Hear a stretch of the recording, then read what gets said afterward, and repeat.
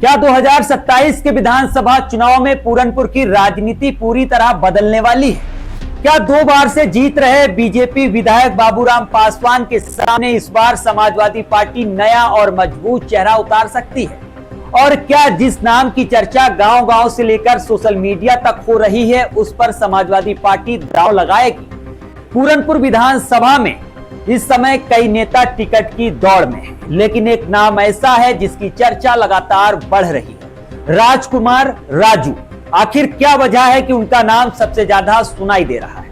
क्या पार्टी जनता की पसंद को टिकट में बदलेगी या फिर कोई नया राजनीतिक समीकरण सामने आएगा? आइए जानते हैं पूरा चुनावी गणित क्या है। उत्तर प्रदेश विधानसभा चुनाव में अभी वक्त है, लेकिन पूरनपुर विधानसभा का चुनावी माहौल अभी से गर्म होने लगा है।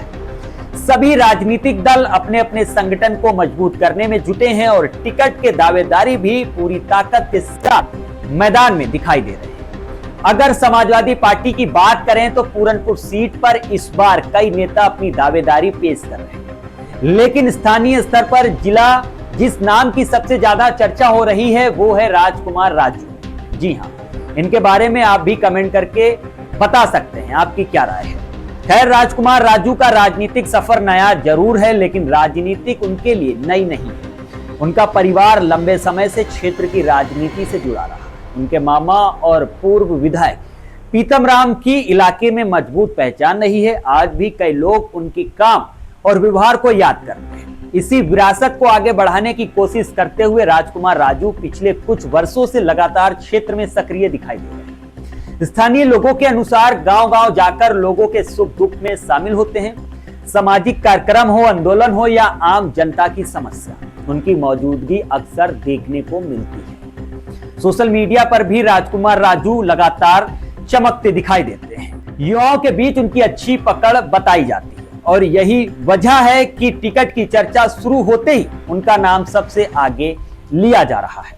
हालांकि समाजवादी पार्टी की पूर्व प्रत्याशी आरती महेंद्र भी इस सीट पर दावेदारी रखती है।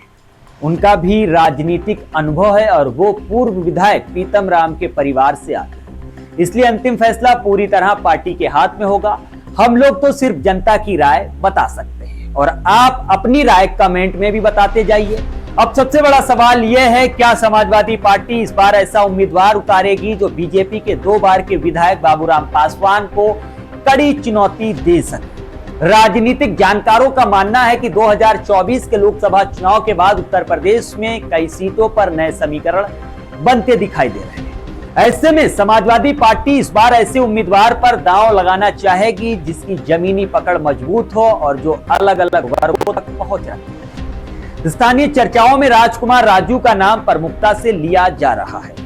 बिल्कुल, जनता पुकार रही है, जनता बार नाम ले रही है। हालांकि टिकट किसे मिलेगा इसका फैसला पार्टी ही करेगी, यानी पार्टी के हाथ में है और चुनावी तस्वीर आने वाले समय में ही साफ होगी। लेकिन एक बात तय है कि पूरनपुर विधानसभा इस बार जिले की सबसे दिलचस्प सीटों में से एक बनने जा रही है। अब देखना होगा कि समाजवादी पार्टी किस चेहरे पर भरोसा जताती है और क्या बीजेपी के मजबूत गढ़ में सेंध लगाने में सफल हो पाती है। आपकी क्या राय है, बताते जाइए।